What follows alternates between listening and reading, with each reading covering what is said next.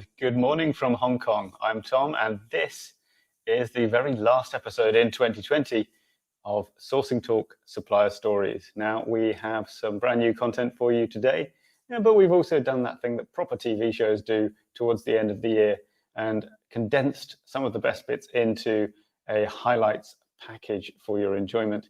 In this case, we've taken some of our earlier live panel discussions and edited out the bits where someone was on mute or couldn't hear what other people were saying, and so on, and package that up for you. That is coming later, but first I would like to introduce the first of 3 Supplier Spotlight segments that we have in today's stream, and that features ISTEC, who make electronic safety devices that will automatically turn off your stove and prevent home fires that way.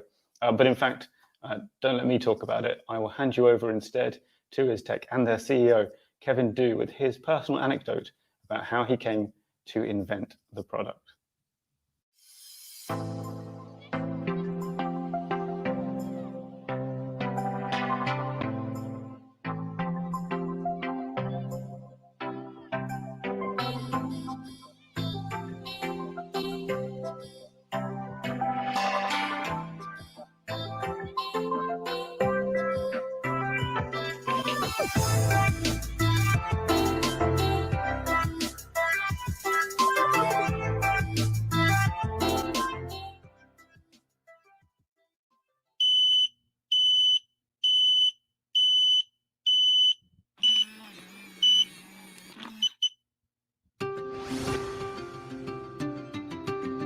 我为什么会想要做这产品？其实是因为有一次我回家跟我妈妈在聊天，我们聊得正开心的时候，我就看到我妈妈突然之间很匆忙的走到厨房去，那才发现她刚刚忘记了关火。我在电子业已经服务了快20年了，我在想，我是不是可以做一个安全的东西来给我妈妈使用？它的目标效能，它要有3大优点。第一个优点，它要能安装简单好用。第二个优点，它要不改变使用者的习惯。第三个，它要能主动提醒，并且能主动关闭。首先，你只要将你家的瓦斯炉的旋钮把它取下，换上我们的特制旋钮，接着再把您的控制盒把它安装上去，这样子就可以完成安装。当你安装好这个产品的时候呢，你只要启动这个旋钮，它就会开始进入15分钟的时间。一般的煎煮炒炸大概在10分钟左右一定会结束，不影响你正常的一个所谓的烹煮的习惯。我们可以根据我们所烹煮的食材进行不同时间的调整，调整成我们想要的时间。当这个设定的时间到达的时候，它会进行蜂鸣1分钟，来提醒使用者回来关闭炉火。如果使用者他因为一些其他状况，他可能外出了，这时候这个装置它就会开始自行的关闭了炉火，让使用者不会因为忘记关闭炉火而产生任何的危险。宜家自动关，自动帮您关。2018年，我从研究所毕业，我想真正为这个社会做点什么，不敢说改变这个社会，但是至少让它变得更好。想用最简单的东西，带来最直接的帮助。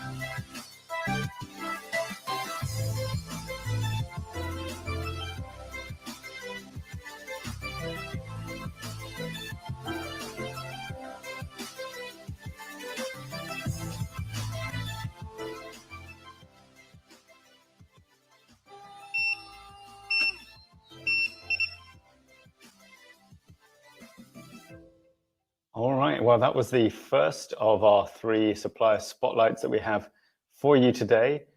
Next up is the first of our 3 panel highlights videos. Way back in October, we kicked off the Supplier Stories stream series with the slightly provocatively titled episode, What Buyers Get Wrong.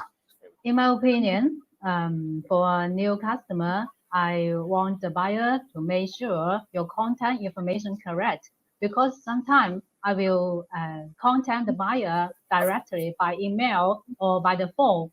There is 30% the contact information is wrong. When I send an email, I will receive the reject email in 5 minutes because the email address is wrong. And secondly, the phone number, please make sure the phone number is correct. And sometimes I call the buyer directly, but I receive a voice that just says the phone is unavailable. For me, to our opinion, if I can contact the buyer successful, there is 80% I can go the further discussion with the buyer, because our product has competitive price and with for what they want. If I can get through the buyer successfully, I can go further discussion with them. So I think the first thing is to make sure the contact information is correct. That's very important to me.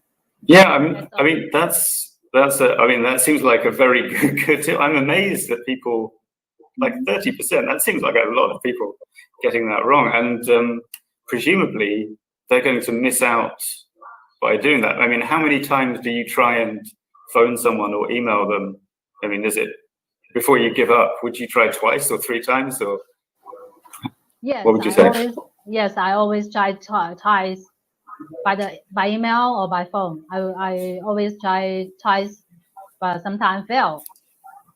Yeah, I mean, you can't spend all day doing it. I'm surprised and shocked by this, but actually, what can I ask Winnie or Alan? Have you encountered this problem yourselves? Yes, I will answer this from a different view. Sometimes some new customers come to me and just ask for a very low price products. I think this is a problem. I think they need to consider more about the whole cost, which includes the after-sales service, the stable supply ability, and the one-stop supply ability, and so on. I think those are also the parts of the products and also the parts of the cost. Yeah, I think this is very important. Yeah, so you feel like maybe the newcomers haven't taken into account the other factors apart from the prices. Yeah. Is that what you mean? Yeah, I can see that, because I guess when you're a beginner, all you can really see is the numbers, and perhaps what would you advise them to do? Is it maybe just to, when the salesperson says actually it's more complicated, I guess they just need to believe you. So yeah, fair enough. And Winnie or Michelle, could we ask you what do newcomers, how do they mess up when they're looking for phone cases? Yeah, for phone case, if a new customer, I think sometimes if they didn't buy phone case before, maybe we need to communicate or contact with customer tightly. And sometimes we need to make some suggestion because they are not know about our products, such as we do some cross-body phone case. And it's very complicated because have a lot of accessories. Yeah, and some accessories we need to make it by handmade. So when customer have an idea, you need to modify this design, and it takes time and take labor cost. But just 1 second, it come true, right? So that's the question. New customer always think, I give you an idea, so you can make it secondly, very, very quickly. Actually, it's not. This is I see. Yeah. Okay, so be realistic, perhaps, is the tip there. Okay, well that's what our new buyers, then we think of some of their common mistakes, but presumably people learn as they become long-term customers. But is there anything that you have seen more experienced buyers do? Like, what's a kind of mistake that becomes a habit or a failing? So let's go to Alan with that one. Have you found a thing where you have a long-term customer and they just keep doing this kind of same mistake again and again? You mean for the long-term customers? Yeah, I mean, do they learn from their mistakes, or are there some problems that some people always seem to have? For the long-term customers, I think they have the big problem with the same problem with some of the new customers, and sometimes they only need to shorten the delivering time. Actually, they need to think a little bit about for the factory's activities. So do you mean that they need to think more in terms of improving their lead, like giving you more lead time, and then like to shorten the delivery time? Is that like the kind of way they could solve that problem?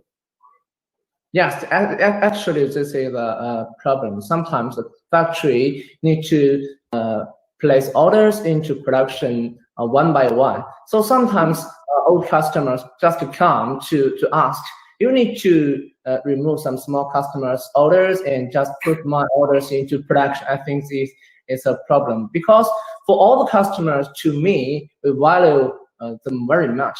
So we treat them at the same level. Oh, that's good. That's very commendable. Yeah, because I mean, those big buyers would, Yeah. At one time they were small and they would not want to be treated that way. You would hope. Actually, so for the small customers and the big customer, we treat them at the same level. Yeah. Oh, that's good to know. So, Winnie and Michelle, how about you? Have you found some like recurring mistakes that even the long-term customers make? For the long-term relationship customer, we call the regular customer, right? Sometimes I found three main problem or questions we may net. First, because they are our old customer, sometimes they will have some urgent small order, which is under our MOQ. But they thought, we are your old customer, we normally place big quantity to you, so you need to make same price as the big quantity for this small order. Actually, it's very difficult because small order have more cost for the raw material and the labor cost, right? But the customer always asks to keep same price as a big quantity. Yeah, and that seems. Oh, go on. Yeah. Sorry. Go on. And the second question we met is, our VIP customers, sometimes we think we should be responsible for their end user. Actually, that is not good, not right? Because if the phone case, such as this is the liquid phone case, you can see there has a liquid oil in the case. It can move. It has oil inside. But in this phone case field, we have 1%. The oil will leak out. It may destroy your phone case, your real phone. But we just sell this phone case maybe $1 or $2 to our customer, and they sell this case maybe $10 or $20 to their end user, and they decorate their phone. But just the 1% percentage, the customer said, you destroy my phone, so you need to pay back to my phone, maybe $900 for Apple, right? And they asked me to pay this $900. Actually, it's little difficult to us, because you sell high price, but we sell very, very low price to you. And I told you before you place order, this is the normal question, and you have this percentage of the rate. it cannot be 0. Yeah, this Fair is enough. yeah. Okay, and I mean, it sounds to me like the VIP, the regular customers can get a little bit presumptuous, like they assume that you're going to do anything they want. So, can I ask you, Michelle, when you get this kind of demand, when somebody wants a below MOQ order for a crazily low price, how do you deal with that? Do you just have to, like, well, what do you do? Sometimes if customer or regular customer ask for a low quantity, if it's not very complicated, we will do it for them. Actually, it's very difficult, but for the price, we may be at a little. But we also, we can bear some cost, especially for our friendship, because we have no relationship with them. We cannot just focus on this small order, right? Yeah. Right. So you are able to meet them a little bit of the way because they are a longer term buyer. But of course, they shouldn't really expect to be able to do it. I mean, how about you, Amy? Does Changwen Industrial, do you also encounter these very demanding regular customers? Yes, for the in my opinion, the buyer will ask for me. We will offer some additional service to our old customer, the long-term customer, and we will provide free sample or shorten the lead time. But sometimes the long-term customer will ask because they know our price clearly and they want more lower. They want a lower price. Because in addition to the free sample and shorten lead time, they also ask the lower price. That is difficult to us, I think. Yeah, so it seems like you all have this shared experience of, I guess probably it seems to me that the buyer is, of course, it's obvious why they want to ask for these things. A shorter delivery time, a lower cost, a smaller order amount just to try out something. Yeah. But perhaps the takeaway is that you have to understand that you can't kill your factory in order to make a product today, because then tomorrow, who's going to make your next product? What's some good advice that either you or other people often give to buyers, but which they ignore and don't do?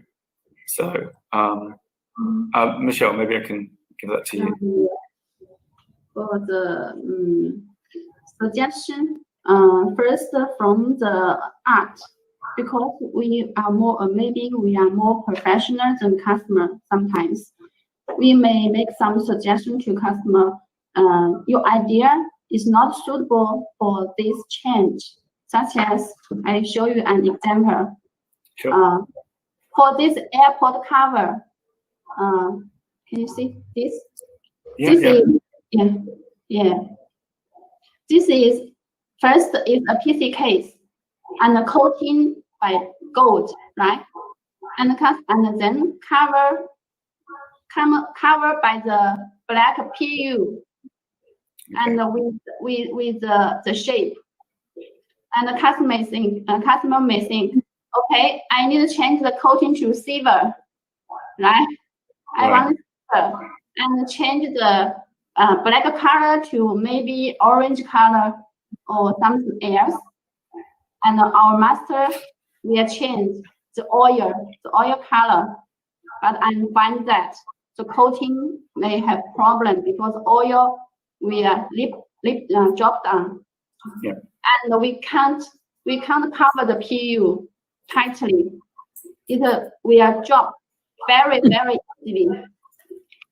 Maybe it's because of the color changing, but the customer may think it's very easy, just change color. Why you cannot do that? So this is a suggestion we want to explain to customer. Sometimes our suggestion may have reason. You can know that. Okay. Yeah. That's...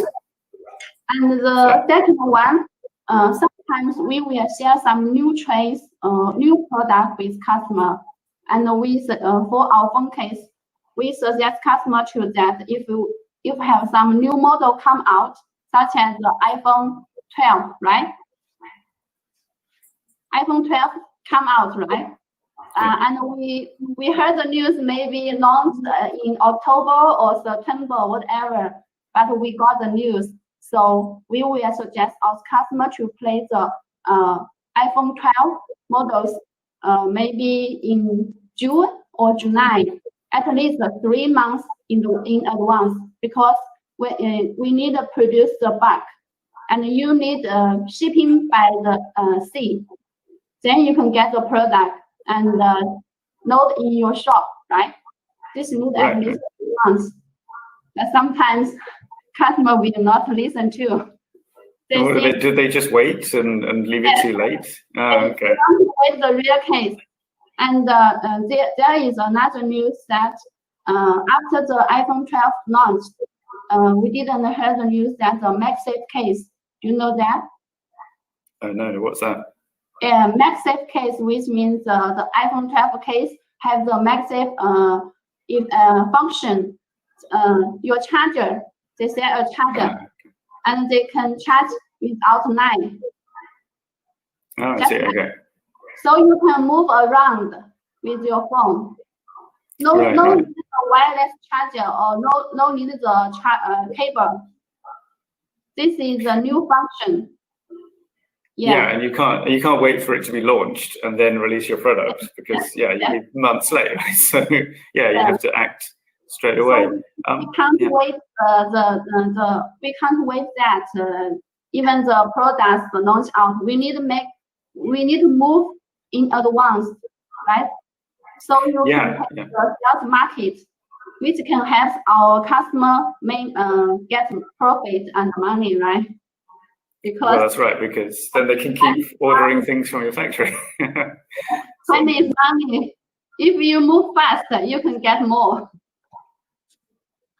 Yeah, thank you, Winnie. And well, let's throw that question over to Alan as well. I mean, I imagine that bathrooms are less susceptible than mobile phones to new tech suddenly being launched. But what kind of advice do you find yourself giving to buyers, or do you hear other people giving to buyers that doesn't seem to sink in? Sometimes we give some advices to new customers or regular customers. We help them to push some new items to them, but sometimes they don't really want to use this kind of new items because they think the regular the items they are selling on the market is best selling now, so they are not willing to open the new market.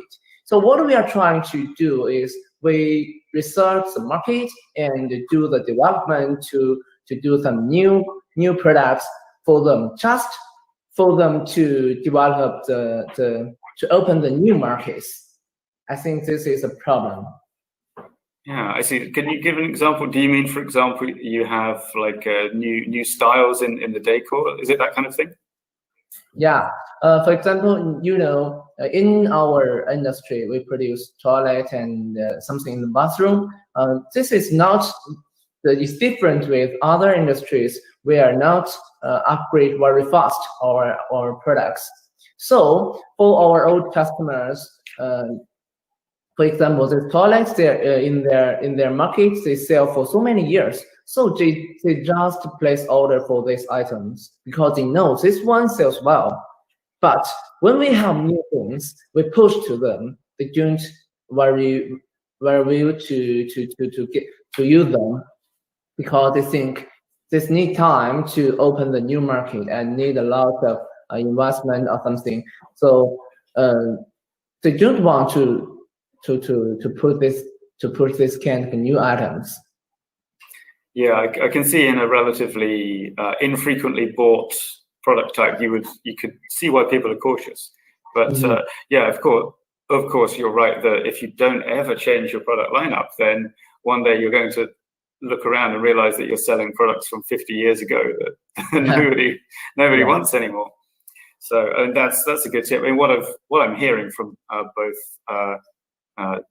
the kind of mobile phone cases and bathroom supplies is that your suppliers, if you're talking with your suppliers, they're doing other things and doing research and planning ahead.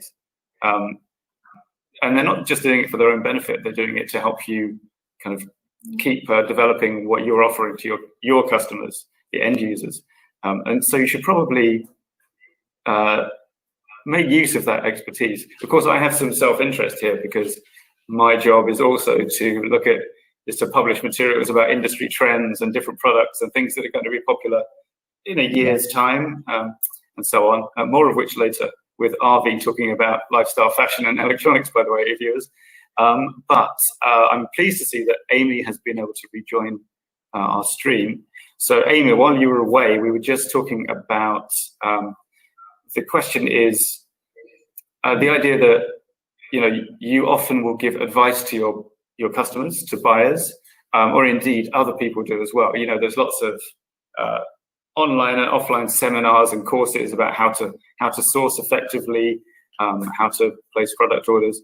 But a lot of this good advice gets ignored. You know, people hear it, but then they don't do it.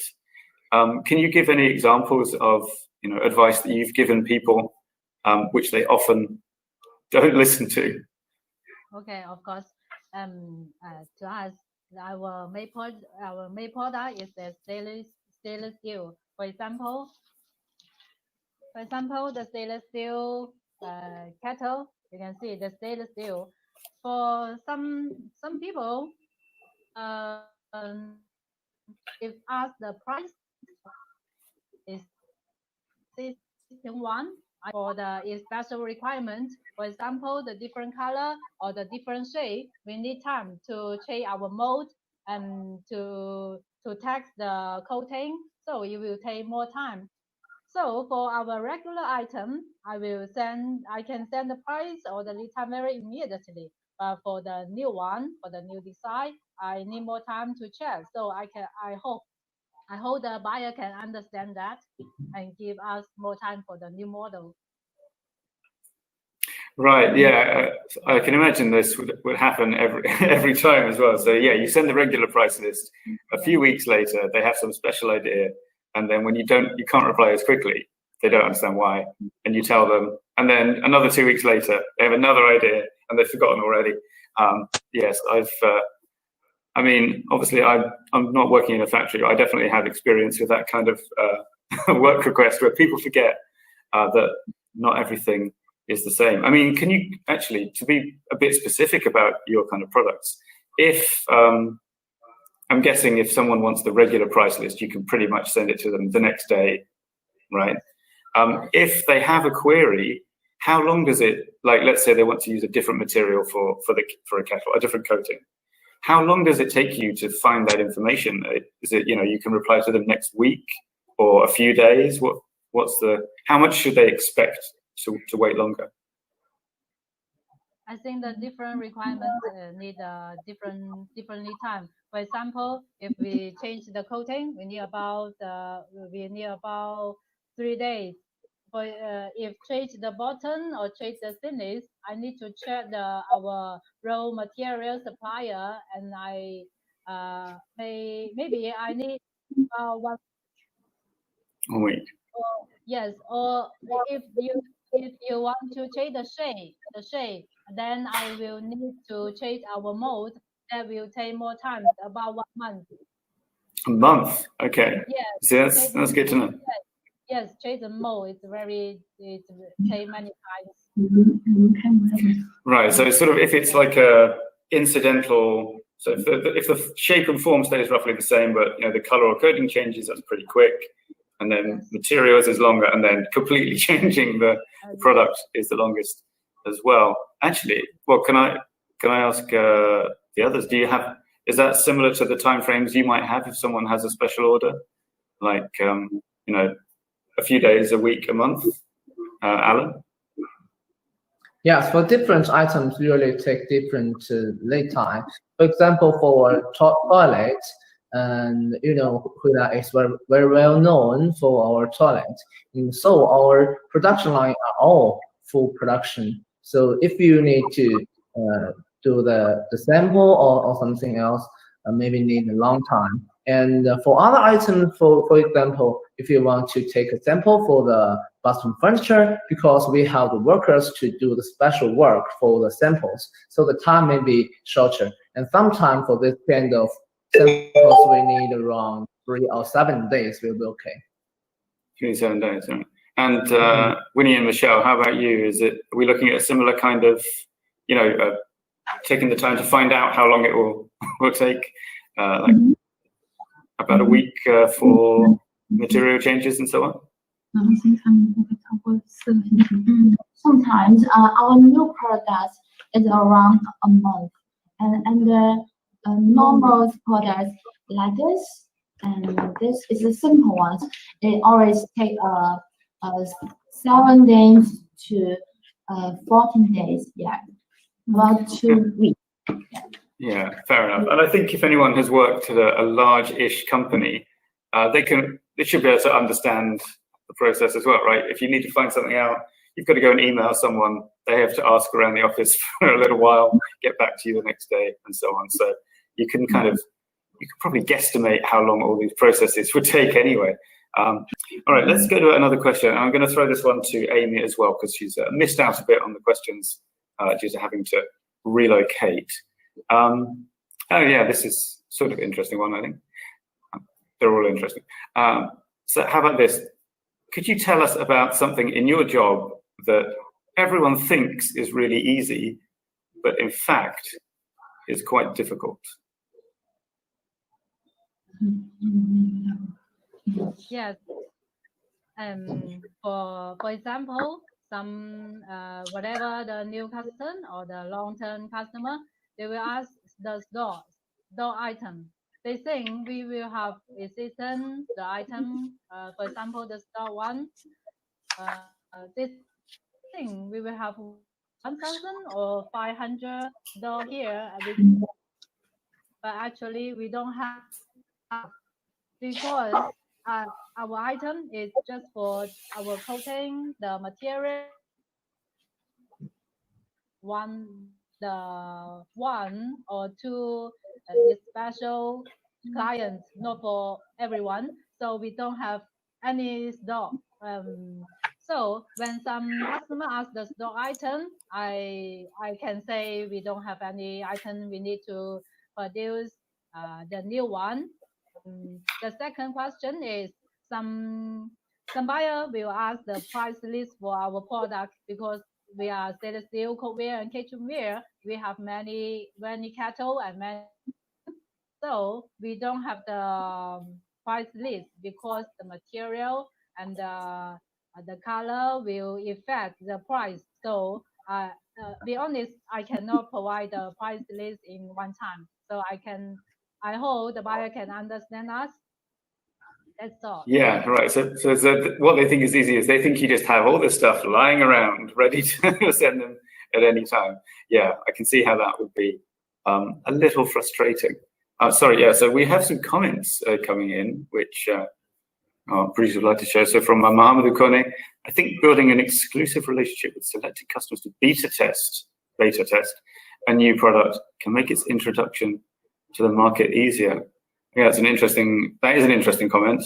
I don't know what industry Mamadou is in. Although actually, since we're speaking to Amy, is that something that your company has tried or would do, like kind of trying out a new product by sharing it just with selected customers?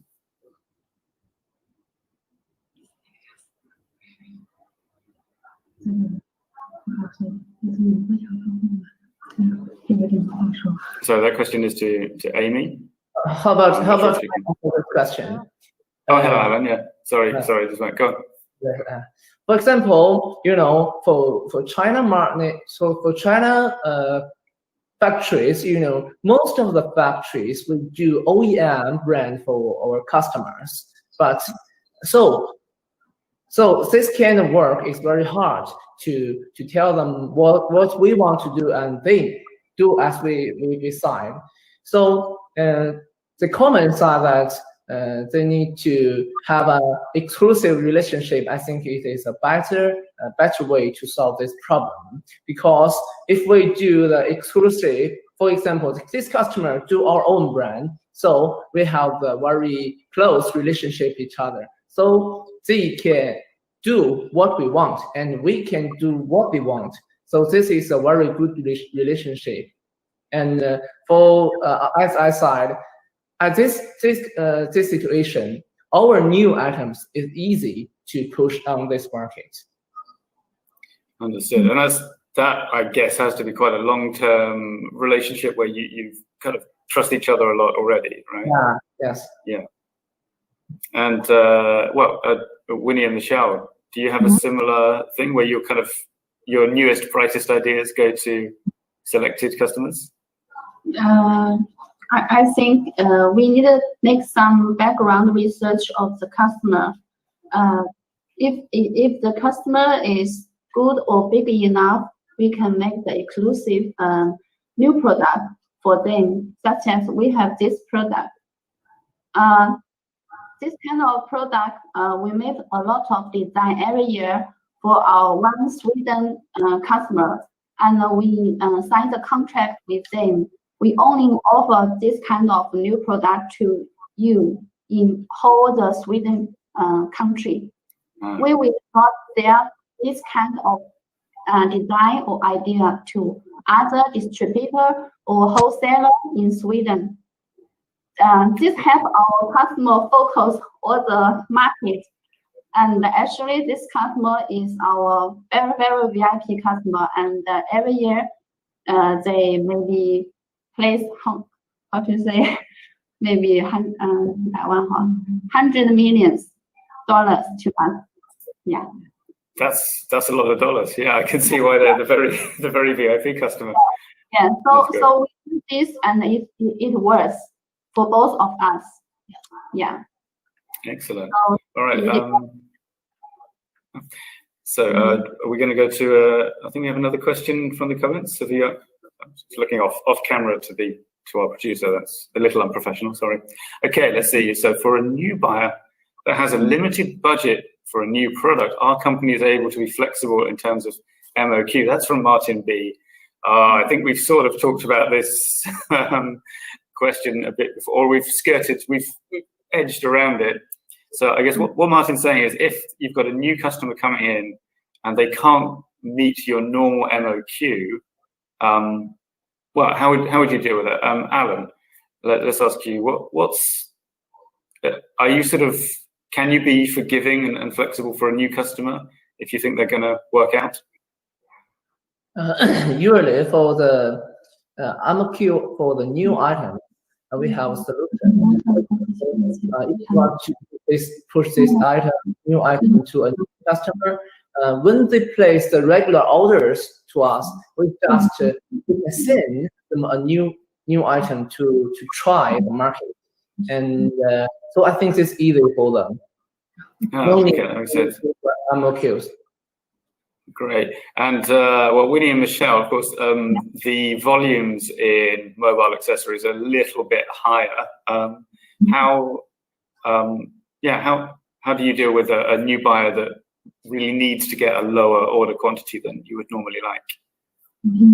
In our company, everything can be discussed. Normally, our MOQ is 300 one models or one cards. But if you cannot pay for the 300 piece, you can make at least 100, or we can discuss for this. Yes, but the cost will be higher than the MOQs. Yes. Per unit, yeah, of course. So yeah, so I suppose.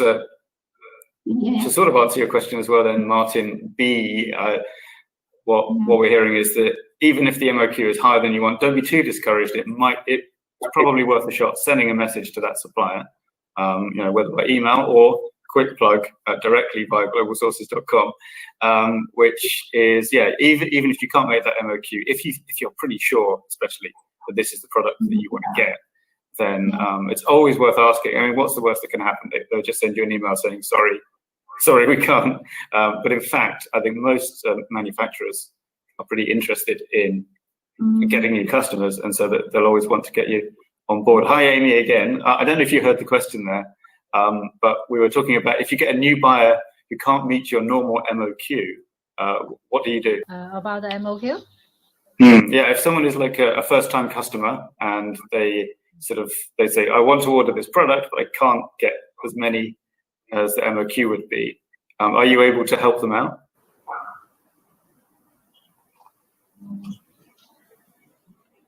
To our product, our MOQ always, for example, take this 1,000 pieces. If lower than the MOQ, we may suggest to combine the order with the other client. Then the new buyer for the low MOQ, they can combine. I suggest the existing color, the existing shape, because we are producing the mass production for this item, so the other low MOQ can share the order. Next up, a Supplier Spotlight presentation featuring a familiar face from one of our earlier live panels. Bruce from Bwin Technologies, a manufacturer of electromechanical switches, is here to introduce the company and its products. Hi, this is Bruce from Bwin Technologies. Welcome to our video. Bwin is a company focusing on designing and manufacturing electromechanical switches. Since our foundation in 1986, we've developed various types of switches, such as dip, rotary, takt, push button, and key switches. Bwin not only provides standard switches, but also offers customized solutions to our worldwide customers. With our own brand SAB, our target is to be a specialist, creating advantages in our products and services in order to bring benefits to our partners and the entire industry. Later on, we will show you 2 short videos introducing our company as well as our products. Please stay tuned. If you need any further information, please visit our website at www.bwin.com or www.sab-switch.com, or just send email to sales@bwin.com. We look forward to hearing from you. Thank you.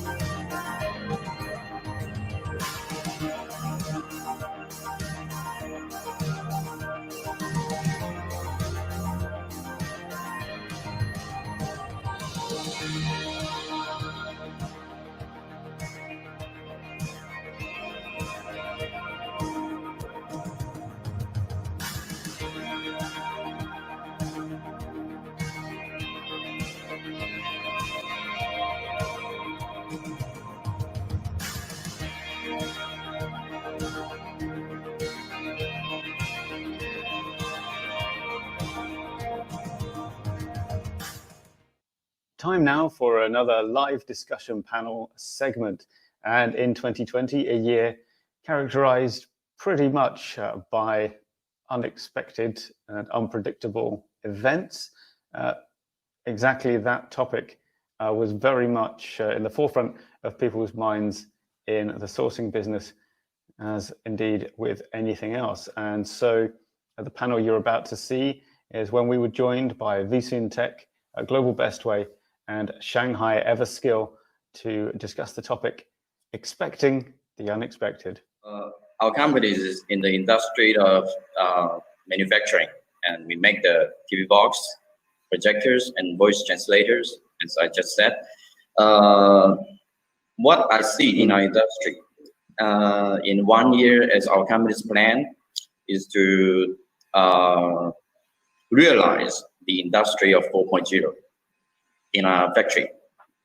Yes, this now in this industry, now most of the factories, their production efficiency is still very low, and most of the factories still depends on the labor.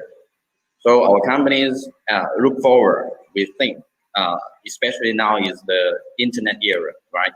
So we need to move forward to improve our production efficiencies. Especially, we need to transform our factories into an industry 4.0 new factory, become a smart factory. And we expect to provide actually not only the products like our Android TV box, projectors, and translators. We expect we can improve our companies to industry 4.0, and then we can also provide these solutions for the smart factories to other companies to improve their production efficiency as well. So we can move together forward, like to improve the China's production efficiency together with other factories, not only us. Yes. All right, yeah, that's very interesting. I know that Industry 4.0 is a big coming trend. Global Sources is setting up a new trade show event, in fact, based Yes. on smart manufacturing. So yeah, interesting to see that you're putting it into practice. Yes. Yeah. All right. Well, let's ask Pierce as well. So aluminum products. How's that going? And this time next year, where do you think the industry will be, and for plastics too? Okay. As we all know, this year is a tough year for many industries. I think, but except the epidemic prevention industry, I think they will be the top of the scale this year. For example, the mask, the protective shield. Anyway, it's only 2 months left in 2020. Until now, I think our estimated turnover in this year may decrease by 30%. However, I still have good faith on the next year. I think our industry will get recovery from the influence of the coronavirus. I expect our turnover will get recovery as well next year. So let's see. All right, silver linings there from Pierce, and let's then come to Shanian. So I think the lifestyle industry, with a lot of people being trapped at home due to lockdowns, that's changed demand a lot, right? So how's your industry? What's the situation now, and how will it be next year? I wish our products will have good future in the next 1 year, because start from this year we have over demanding for our products, because everyone needs to haircut at their home and make their hair at home. So actually our product is very suitable for the lady or man to use to make their hair and cut deal with it here at home. So we have, I guess in next 1 year we have a good operation, and we will have at the top place in our industry. Okay. Yes, that's all. Yeah. Okay. So the next question, well, it's a little similar to the first one, which is, what do you hope is going to happen in 2021, and also, what are you afraid is going to happen in 2021? Let's see. Well, let's go to Piers first for that. What are your hopes and fears for the next year? Yeah. Yeah. Okay. Yeah, I hope the coronavirus will be controlled in 2021. I hope the vaccine will be workable. I also hope the international traveling can get recovery the same as before, so we can visit our guests again, and our new guests can come to inspect our factory. Besides, I also hope all fairs can be held on time at Euro, so we can expand our market again. This year is just like the virus pressed the top key for all over the world. I hope the global economy will get recovery from this special time. The biggest hope is that our guests complete more orders to me in 2021. I just want to say hello to my guests. If you are sitting in the front of the screen to watch this video, I want to say thank you, and please continue to support us. Thank you. That's great. What about you, Shanian? Your hopes and fears for 2021? I hope in the next year the order will keep increasing, but also I fear about workers problem, because if the order is increasing, and now to be honest, we are short of workers and can't to meet our order delivery, so it will affect our delivery. So I hope our orders will be more, and also workers will be more, and to meet each other. Yeah, that's all. Great. All right, and Edwin, how about you? In 2020, I hope this COVID-19 pandemic will be stopped and the economy gets normal. Okay, and we can going to attend the exhibitions in Global Sources Electronic Show in Hong Kong. Maybe I can meet you, Tom, there, right? Yeah. So in 2020, what I expect, and what I fear is, of course, is the COVID-19 keeps spreading in the world, and we cannot attend the exhibitions all over the world. Actually, we have a big plan for this year. More than 10 exhibitions we're going to attend. Yeah. But because of this pandemic, totally canceled. Okay. So maybe we hope next year we can move forward, everything get normal, so we can attend the exhibitions, right? So we can meet customers face to face. We can discussing happily without the mask or just. Yeah, that's right.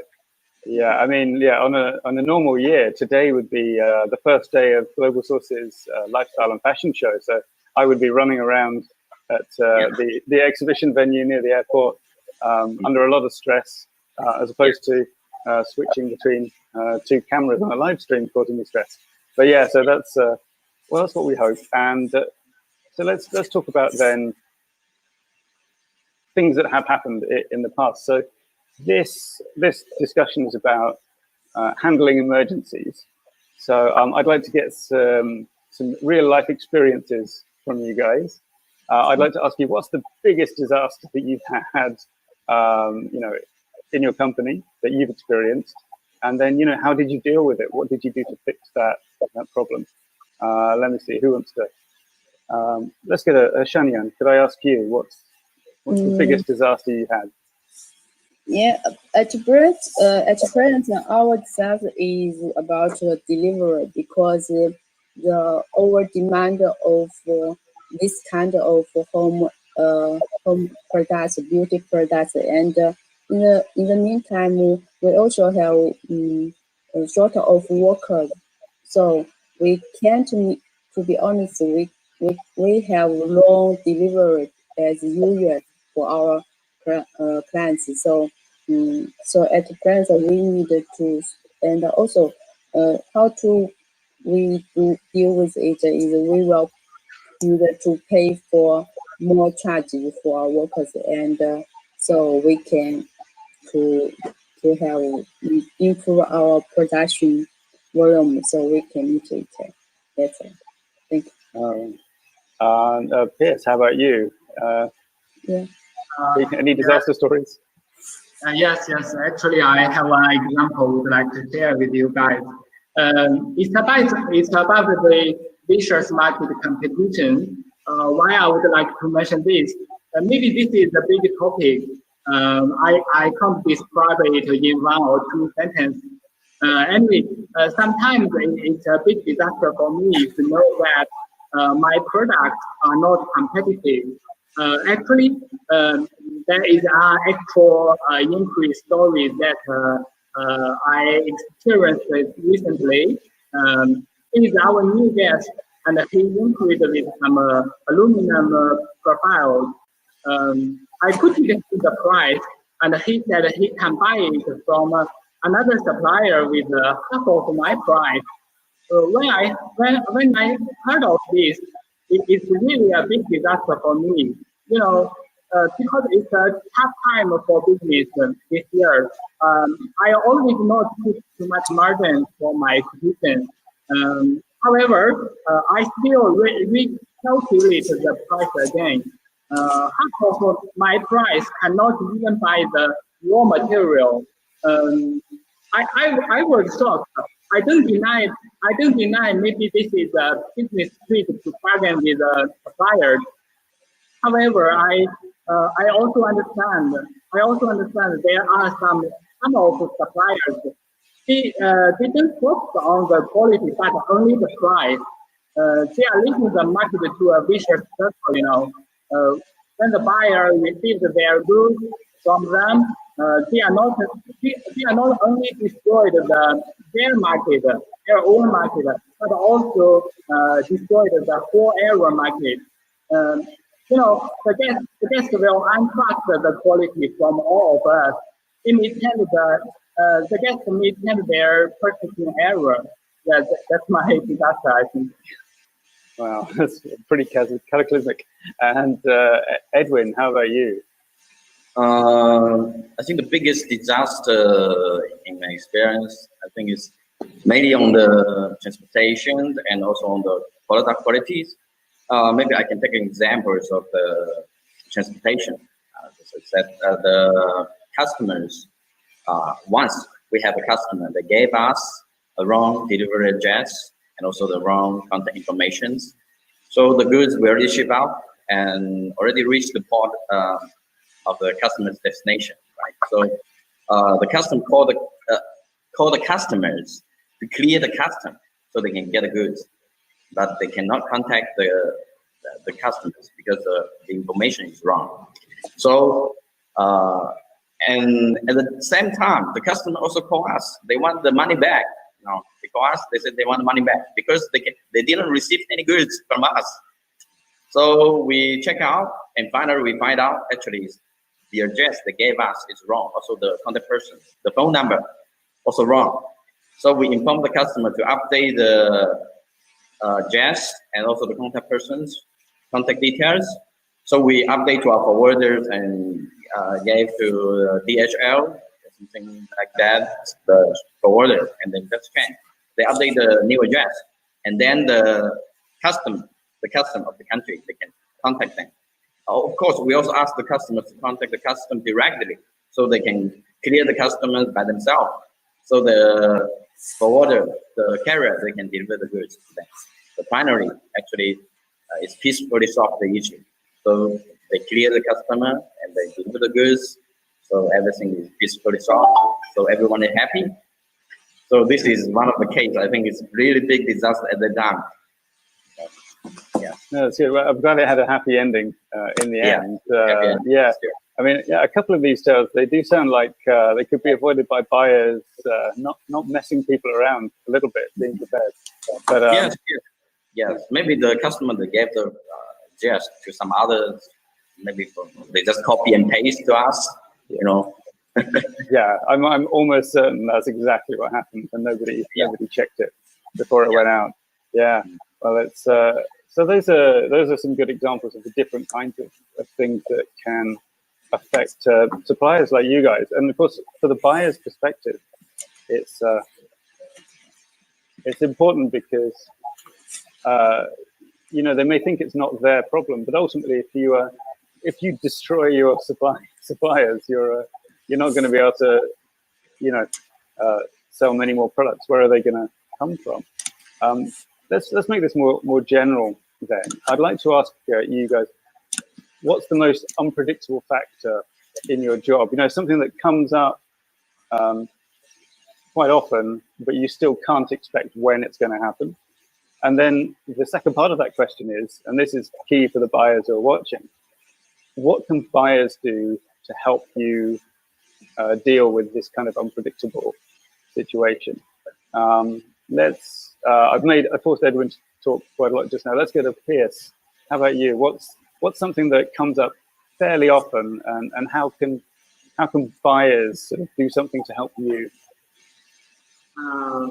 I think that the biggest unpredictable factor in my job is the cost of the raw material.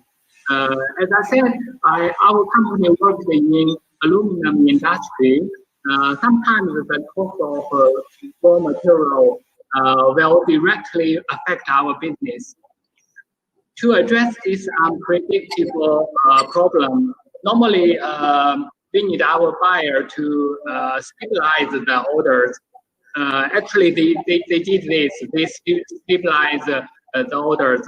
So we can buy the futures from the third party, and the third party will keep the cost. Will keep the cost of raw material unchanged. Also, I think this kind of solution also can tackle some other problems. For example, like the floating of the exchange rate. We can also make a contract with the bank to keep the exchange rate unchanged. I think the floating of the exchange rate is a general question for all the international trading business. We can use this solution to solve this problem. Yes, this is. Yeah. All right, very interesting. I was going to go to Shania next, but she's dropped off my screen. So in the meantime, let's go to Edwin. Yeah, what's a recurring but still unpredictable thing that you encounter? I think unpredictable factors which is not under our control. I think that's an unpredictable factors. So I think it's the main unpredictable factors is from customers. They have the new requirements. For example, they already placed order, they already confirm everything for production. So they still giving us. We already arranged. We already made a schedule for the production, and they inform us they have new requirements. Right, middle of the production, they inform us they need some new requirement need to add it in production. For example, we're making TV box, we're making projectors, which have the firmware inside. Firmware, it's actually we can call it software. For example, they want to add some booting advertisement. When you reboot the device, it will play an advertisement of their company, maybe their logo, something like that. So we need to, remake the firmware. We need to develop the firmware again, and we need to send factory again, let them to do the production from the beginning, right? Actually, they're in the middle of the production, and everything is ready there, and they will start the production line. And that's the issue. The factory, they blame us. You give us the new requirements just right now. Why not giving us earlier before we schedule the production, right? So we need to, actually we hope our buyers can discuss with us everything, fully discuss with us before the orders and the production, especially before the production, right? So we can make the things smoothly. For sure, yeah. If you're going to have a smart idea, have it before you start. It won't delay the delivery time. Yeah. If the middle they just give us new requirements, of course we need to delay the shipment day, right? So it's also not good for the customers, for the buyers. Yeah. And I can imagine that your factory guys were furious. So we were very afraid of the new requirements when we already make the production. Okay. So that seems extreme. All right. Oh, Shanian, you're back with us. So we were just asking. Yeah. So what's the biggest kind of unpredictable or out of your control issue that comes up, in your work? And then how can buyers help you to deal with it? How can they make it less of a problem for you? Actually, the unpredictable factor in our work is our clients will always to compare the price between the different suppliers. But also, some suppliers will be to want to get the order, they will lower the price. So we need our clients to understand the real cost and to give us the reasonable price. Or if they need the cheaper price of products, the quality will be bad, to be honest. So we need our clients to understand. Yeah, that's all. I think that's something that we heard something similar to actually in our last live stream, talking about how you need to understand that something that seems like a very good deal may not really be sustainable in long term. But it's interesting to hear that it's also sometimes a surprise, because I can imagine that's very annoying as well when a customer suddenly goes, "Oh, but these guys said they could do it for half the price." They always said that others will give us a lower price. So why your price is higher? We will always keep a question, but they want not to check the quality. So, but we as the exporter, we need to make sure our quality will be good and the price will be reasonable for us. All right, so next up is a Supplier Spotlight video presentation from Elgin Tech, a switching power supplies manufacturer. They are based in southern Taiwan, and as you will see, their video presentation doesn't just give you a fascinating behind-the-scenes look at their manufacturing process, but also does its bit for the tourism industry in their home city of Kaohsiung.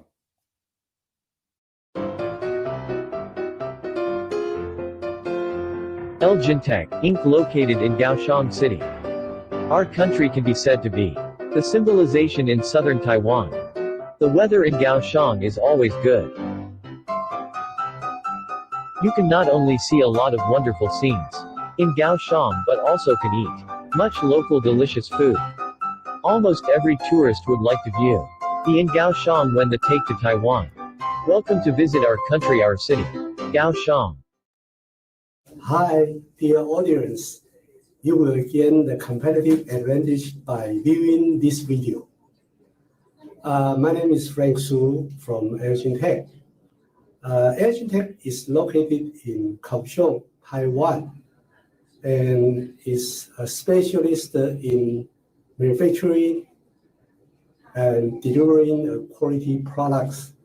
The power supply is our main products. And from the following video, you will see more detailed information about our company, Elgin Tech Inc. By the way, if you have a time to come to Taiwan, we would like to invite you to Kaohsiung to enjoy the beautiful weather and also a lot of sightseeing. See you soon. Bye-bye. Elgin Tech, Inc., established in 1999, and specialized in R&D, manufacturing and selling switching power supplies, with seeking survival by our quality, and development by efficiency as our mission.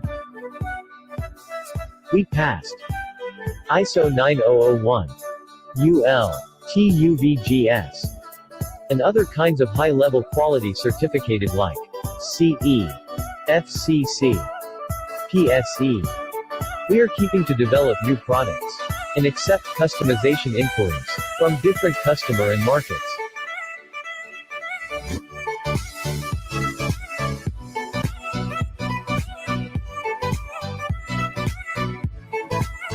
We have 6 series of different kind of switching power supplies.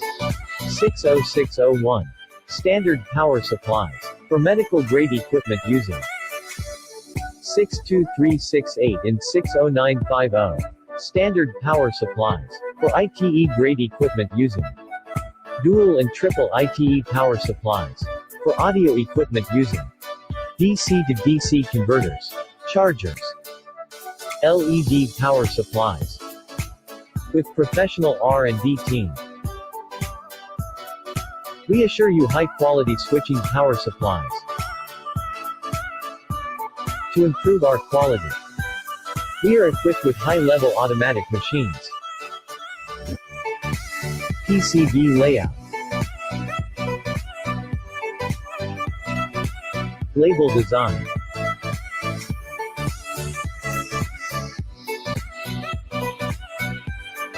PCB prototype machine, programmable temperature and humidity chamber,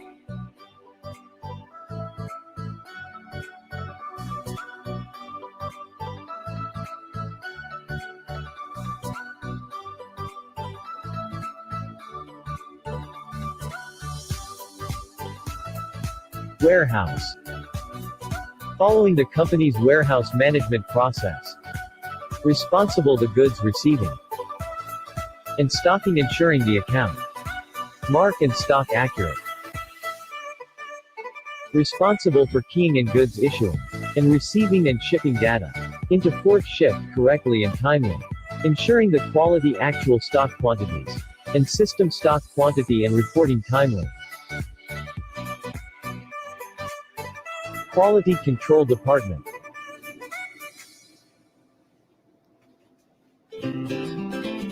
Subcontracting PCBA quality testing. Transformer inspection. Choke inspection. DC cord inspection.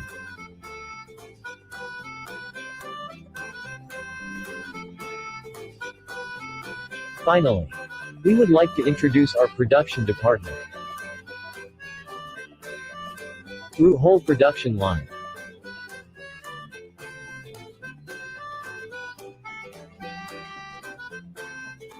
Components are assembled by hand.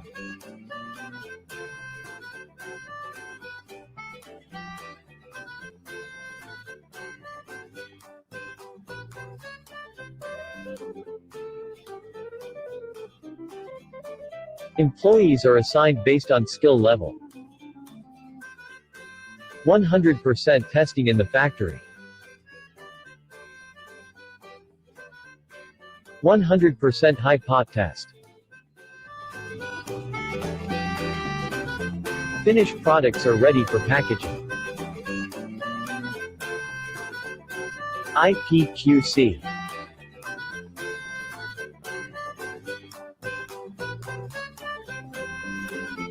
PCB soldering.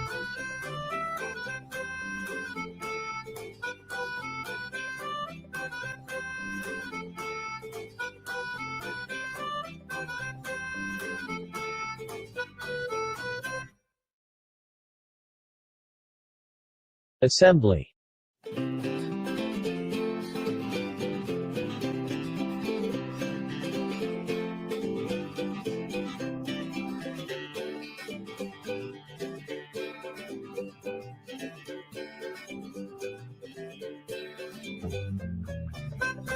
Laser marking machine.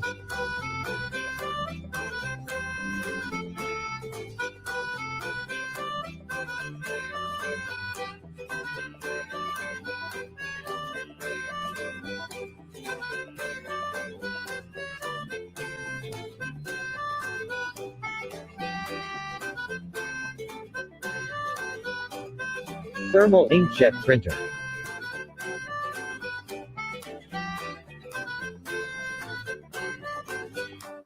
Packaging.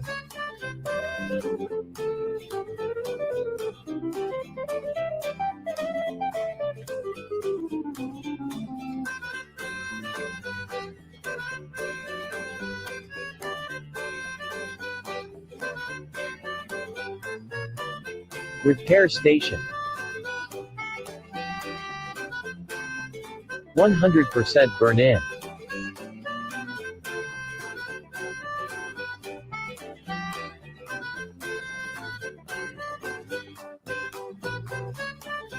With our well-trained after-sales team,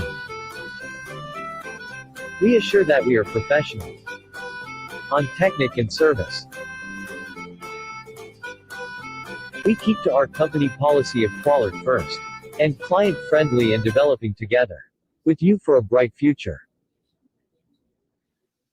Time now for our third and final live panel segment of today's live stream.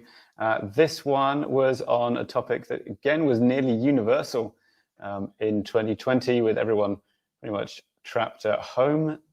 Using Zoom or other video call platforms became very much the norm, and so virtual meetings and how to make the best use of them and how to overcome their limitations was the topic of discussion. That was when we were joined by Dongguan Yongfeng Electronic Technology, Luan Everpiece Knitting, Qingyuan Electronics, and Chuanzhou Husam Manufacturing, all of whom were able to share their perspectives from their specific industries on how to best make use of virtual meetings. Let's take a look at that now. Yeah, this year we started to use virtual meeting. Before we can meet the customer in our factory, we'll go outside for exhibition, but this year we couldn't. And in this April, we have a new customer who had a very urgent order. It's a 20-feet container. Our product is a power adapter. The electrical data is very important. The customer just sent us the deposit in 3 days without confirmed the sample, but the lead time is very urgent. So we have worries about the sample confirmation and the electrical data. How to solve this? And at that moment, we talked to the customer and we said we can have a virtual meeting. We test here with our machine, and you can see as new virtual meeting. And the customer agreed it. So we set up a virtual meeting, and here we tested the electrical data, example the voltage, the current, and the high port, and the ring port, everything for about electrical. And also we also check the dimension of the cases, the cable, and the DC jack. Everything the customer confirmed. Yeah, it's okay. You can proceed for mass production. Yeah, so it's very efficient. We confirmed and the sample tested data to virtual meeting. So it's a good experience. And yeah, so. And after that, we have more and more virtual meeting with the other customers, especially the new customers. Thank you.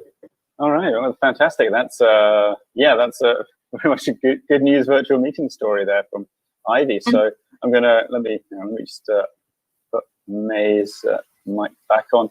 So what about for Chuanzhou Husam? Have you had a similar experience? Have you been doing a lot of virtual meetings? Yeah, I think virtual meeting enhance our trust between and buyers. Learning the order process and teach us communicate the details of the order. Learning makes the production more smooth and ideal. I think virtual meeting is very good. Especially this year is a special year. So when you can't have a face-to-face meeting, how do you reassure buyers about the quality of your products? Yeah, when face-to-face meeting is not available, we can use virtual meeting to show the customer our factory, show the whole factory, show the production process, and show our inspection process to the customer. And also, when customer is worried about the quality, we can show the pre-production sample to them. And you know, we are doing NICWEL products, and NICWEL products is the important things to direct it sell well or not is the fitting effect, and we can show them the fitting effect, and then they can determine by themselves it will sell well or not, and they will adjust their buying plans, you know. Yeah, I'm very interested in the factory tour. So have you been doing those kind of live, just taking a phone around the factory? How do you do that? Yes, we have take a video of our factory and show to our customers, and they will know our production process, you know. How will you be using virtual meetings in the future? So, you know, in the short term, you know, by which I guess you mean in like up until within next year, 2021, when presumably the pandemic situation will still be in place. And then in the longer term, you know, like 10 years from now, how do you think you will be using virtual meetings? Yeah, you know, just like I said before, I think virtual meeting is a trade for the business, and I think we will use it for the long term, because it's really a good opportunity to connect we and our customers. And you know, we are a medium-sized enterprise, and we have our own factory, but you know, most of our customers are trading company. It's really tough for us during this pandemic to, cause our profit is very low, and so maybe this virtual meeting will help us to connect more high quality customers directly, and we can show our products to the customers all over the world, and it will give customer the low price and better quality, and also it will enlarge our business. We just want to have a quick turnover, and so I think virtual meeting is a good opportunity for us in the future, and we will use it in the long term. But just as I said, I think a face-to-face meeting is also very important. So maybe it's a two method, and not to replace it complete, not to say what to replace it, one or two. I just think we can use both of it. And thank you. That's it. So is there anything else that Xingyuan has been doing to reassure customers about the product quality when you're only meeting virtually? Mm-hmm. Okay. Thanks a lot for your question. Yeah. You know, in fact, due to we have the time to prepare the raw materials. You know, like you said, the actual sample is still very important, but without the customer, the first stage confirmation, you know, during the pandemic, if we send the sample to the customer, it takes at least 1 week.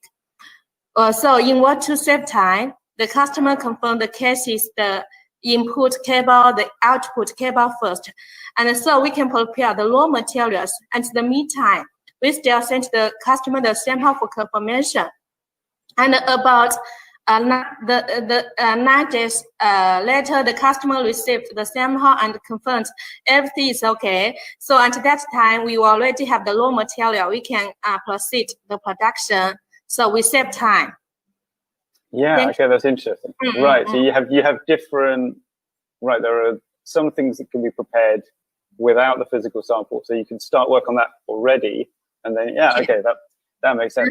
That probably works for quite a few. Good, we can, May is back. Let's add her to the stream. Hi, May. All right, everyone's back again.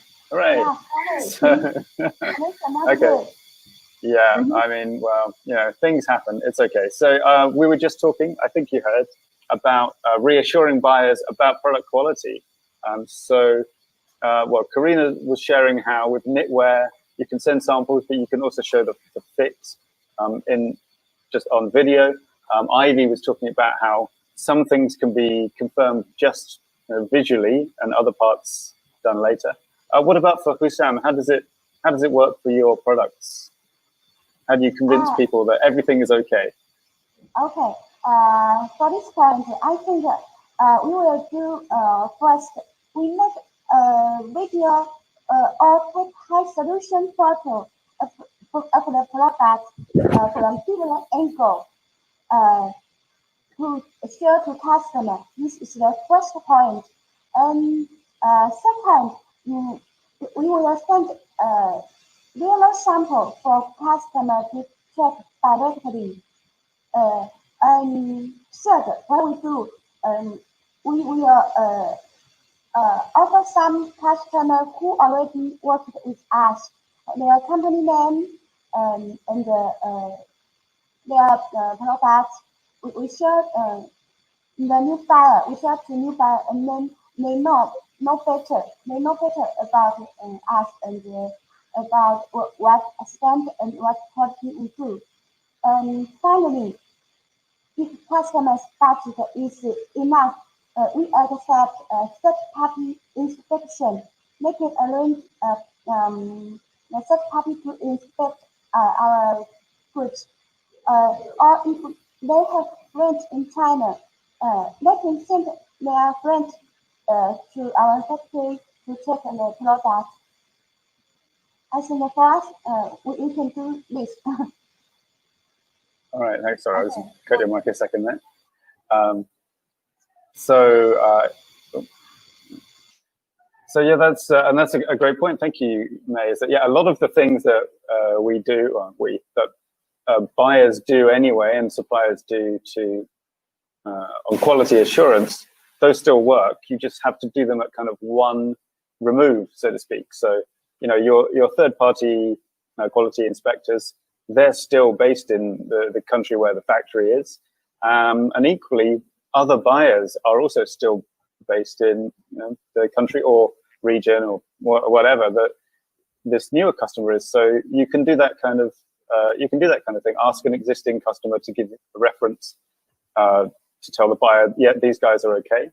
And similarly, if you know someone that's in China, for in this case, they can go and do that local checking, even though travel is impossible. So yeah, while this conversation is about virtual meetings, there are other avenues that kind of project beyond where you physically are.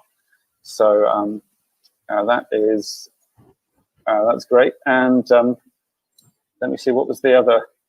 I actually forgotten what the other question was that we were talking about. Oh, that's right, the future of using virtual meetings. So sorry, Karina, I'll leave you out of this one just for a second again. Ivy, where do you see, well, you personally, but I guess your company, using virtual meetings in the future? So, within the next year or so, and then beyond that, do you see virtual meetings completely replacing face-to-face meetings one day? I don't think so. Face-to-face meeting is still very important. In this special stage, well, because everyone cannot travel, so we can use virtual meeting. Yeah, and the best way to let the customer trust us is every year they come here for once or twice to visit our factory, and we show their our production line, quality control, and all of the records, and so the customer can trust us. And meanwhile, if we have the chance to go outside, we also visit the customer. Yeah, because it's very important to have communication very often and let the customer understand us, what's the situation of our factory. And and it's also very important for the suppliers to visit the customers, especially for, you know, the payment is not in cash. In cash, we have to visit them, and so face to face, yeah, it's very important. Yeah, thank you. Okay, well, that brings us to the end of today's highlights and spotlights live stream. I'd just like to say thank you not only to the Supplier Spotlight guests who contributed today, but to all the suppliers who've taken part in our streams since October 2020, whether it's on the live panels or in providing the video packages that go into Spotlights. Both of those things take a tremendous amount of work, especially the live panels. You know, you see on screen maybe an hour or so of discussion, but behind the scenes, they're doing a lot more work than that. They're showing up for technical setup, rehearsal beforehand, preparing, you know, thinking deeply about the topics before they show up. And I think that's been reflected in the quality of the experiences and the insight sharing that we've had from all the guests. So big thank you to all of them. Thanks also to our Global Sources Analysts team over in the Philippines who've been doing their analysis segments. That's Carlo, Cecile, Steph, and RV, and I hope more members of the team in the near future. And of course, thank you to you, the viewer, for tuning in, watching, commenting, hopefully liking and subscribing. We hope that you will continue to do that into the new year, because indeed we will be back in 2021. That's next week, where we will be joined by new supplier guests and the live panel who'll be sharing their predictions and their views on the upcoming trends in the different industries.